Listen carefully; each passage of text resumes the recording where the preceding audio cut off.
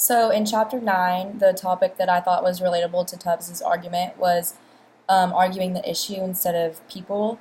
In argumentation, arguing the issue is about learning to resist the tendency to look at people for their ulterior motives and think of them as being biased and not fair. And Tubbs, instead of blaming the issue on individual people, he is blaming the issue of the poverty in Stockton on the structure as a whole.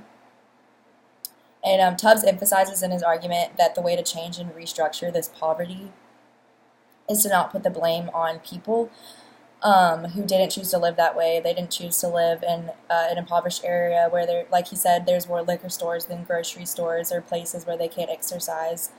They didn't choose that, but the issue as a whole is looking at it as a synergy, like the whole is greater than the sum of its parts. And I believe Tubbs did he made a great point of emphasizing that we can't blame poverty on individuals. And I loved when Tubbs drew from the story of Jesus and the man who asked who his neighbor was. And it was the Good Samaritan, and the Good Samaritan is someone who looks at one in need and is different from them and doesn't see their differences but sees his own reflection.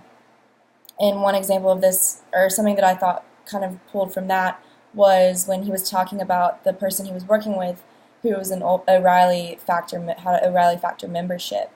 And that's someone who he didn't see as working towards the same goal as him, but when he asked the man, he confronted him about it, the man said, well, I believe that he recognized the importance of being a good neighbor. And Tubbs has used this to implement like his platforms and further his goals as a mayor. And I think I would give this speech a 9 out of 10, and I think he will make a huge impact on the city of Stockton.